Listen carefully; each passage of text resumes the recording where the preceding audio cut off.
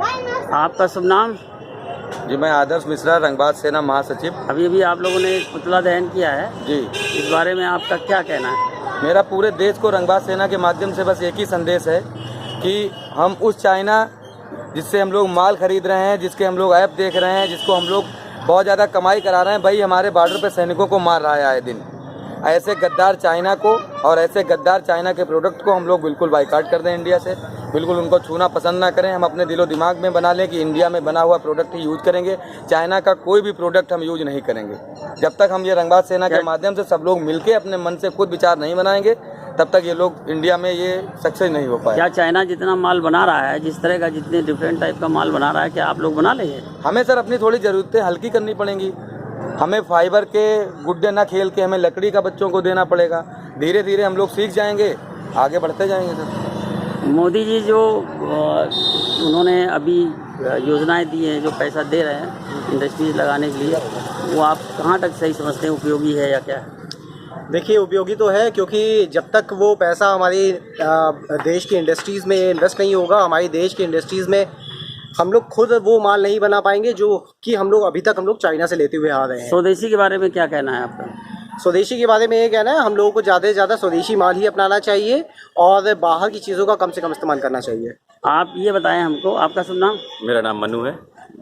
जो चाइना में जितना टाइप का माल बनता है, दिवाली का भी बनता है, दशहरा का बनता है, 50 आइटम, खिलौने, हर चीज़, प्लेट और घर का सामान, फर्नीचर तक, आप कैसे बीट कर सकते हैं? क्या आप सोचते हैं? बात एक्चुअली अब थोड़ा स्वदेशी की तरफ हमें, जहाँ पे हम लोग अभी उनकी दी हुई फाइबर की प्लास्टिक की प्लेट्स में खाते थे, अब हम वहाँ पे अपने पत्तल का वापस यूज़ कर सकते हैं। तो इसको कहते हैं मेक इन मतलब इंडिया। आप लोग बनाना नहीं चाहते हैं? नहीं, हम बिल्कुल डेवलप करेंगे। अभी जिस हिसाब से हमारे मोदी जी ने कहा है कि ये मध्यम वर्गीय जितनी हमारी इंडस्ट्रीज़ हैं उनको बढ़ावा देने के लिए मेक इन इंडिया के तहत आगे कितने लोगों को बढ़ावा देना है, तो उसमें हम लोग काम करेंगे। लेकिन तब तक, जब तक कोई उसका अल्टरनेटिव नहीं है, तब तक हम लोग अपनी आदतों को और अपनी इच्छाओं को थोड़ा बहुत बदल सकते हैं, जिससे चेंज आएगा। क्या आपको लगता है कि मोदी जी के जो स्वदेशी आंदोलन या स्वदेशी के लिए जो पैसा दे रहे हैं, उससे देश कुछ आगे उन्नति करेगा? हाँ जी, बिल्कुल करेगा। अगर युवाओं को कुछ फ़ायदा होगा?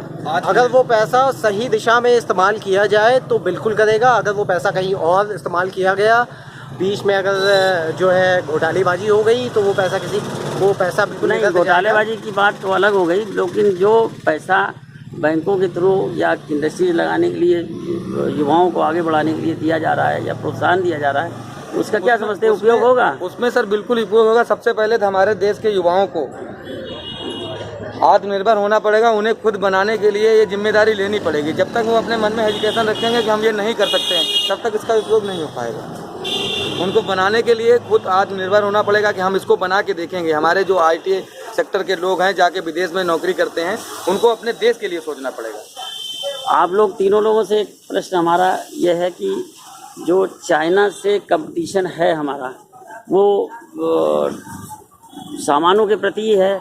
जैसे ई रिक्शा देखते हैं, ई रिक्शे में बहुत सारा सामान लगा हुआ, फर्नीचर भी बहुत सस्ता आ रहा है। क्या आप समझ रहे हो कि आप क्या सोचते हो इस विषय में कि हमारा जो भारतवर्ष है या जो इंडिया है, उनसे किस तरह से आगे बढ़ चढ़ कर हिस्सा ले करके उनके बराबरी पे आ सकता है? या जो हम लोग ये जो कर रहे हैं, उनका बहिष्कार कर रहे हैं, क्या हम लोग और जितना सामान जितना लेते हैं, क्या हम लोग उतना जल्दी प्रोडक्ट कर पाएंगे, बना पाएंगे? देखिए, शुरुआत तो कहीं ना कहीं से करनी पड़ेगी। अभी नहीं तो कल हम लोगों को ये आदत बनानी पड़ेगी, और हम लोग आज नहीं तो कल तो चाइना के बगल खड़े होके सीना ठोक के बोल सकते हैं कि हाँ, हम इंडिया का बना हुआ माल जो है इस्तेमाल करते हैं, और हम लोग एक्सपोर्ट भी करते हैं। आपका क्या कहना है? नहीं, बिल्कुल सही बात है। शुरुआत तो कभी ना कभी होती। तो आज जो उन्होंने हमारे देश के सैनिकों के साथ किया है गलवान घाटी में, अगर इससे ही हमें एक सीख मिलती है कि हमें उनका विरोध करना चाहिए, तो आज हमें यहाँ से शुरुआत करनी पड़ेगी। हम ये नहीं कह रहे हैं कि हमको तुरंत रिजल्ट मिलेगा, लेकिन हमको बिल्कुल रिजल्ट मिलेगा इससे। दूसरा सर, हम अपने रंगबाज सेना के माध्यम से चीनी राष्ट्रपति को बता देना चाहते हैं कि पहली बात तो हमारा रंगबाज सेना सिर्फ ये इसीलिए है कि अगर देश पे कोई आपदा जैसा या कोई संकट आएगा, तो उसके लिए हमारे सेना के सारे युवा हर समय तैयार हैं। पूरी रंगबाज सेना तैयार है, और ऐसे देश में तमाम संगठन हैं जो देश के लिए हर समय मर मिटने को और देश को बचाने के लिए सक्षम हैं। इसलिए कोई भी देश ये ना सोचे कि ये सेना वहाँ पे है नहीं है। हमारे देश का हर युवा हमारे देश की सेना है जो बॉर्डर पे पहुँच के मुकाबला करेगा और चाइनीज़ हो या पाकिस्तान हो सबको भगा के और अपने देश को सुरक्षित करेगा। आप लोग इस माध्यम से लोगों को क्या संदेश देना चाहते हैं, युवाओं को क्या संदेश देना चाहते हैं? बस अब यही संदेश देना चाहते हैं कि बहुत हो गया चाइनीज़ आइटम का उपयोग, अब उनकी इकोनॉमी को गिराना है तो हमें आत्मनिर्भर बनना पड़ेगा और उनके ऊपर डिपेंड नहीं करना पड़ेगा। जी हाँ, बिल्कुल हम लोगों को जितना कम से कम हो सके बिल्कुल ख़त्म कर देना है उनका जो माल है उनके इस्तेमाल, और जितनी भी ऐप्स है उनका बहिष्कार बहुत कायदे से करना पड़ेगा, तब जाके चीन को अकल आएगी। जी जी, वो जो हमारे भाई लोगों ने बताया सिर्फ यही सबके दिमाग में हम लोग लाना चाहते हैं कि खुद से मन बना लो कि ये मैं चाइनीज़ ना ऐप चलाऊँगा ना चाइनीज़ आइटम खरीदूँगा, तभी हम देश के और अपने देश की सरकार के अपने सेना का सहयोग कर पाएँ। खुद बनाऊंगा का संदेश है आप? खुद बनाऊँगा बिल्कुल संदेश है सर, खुद बनाऊँ का ही संदेश है कि खुद बनाओ, ज़रूरत ना पड़े हमें किसी से लेने की। Okay, thank you. नमस्कार।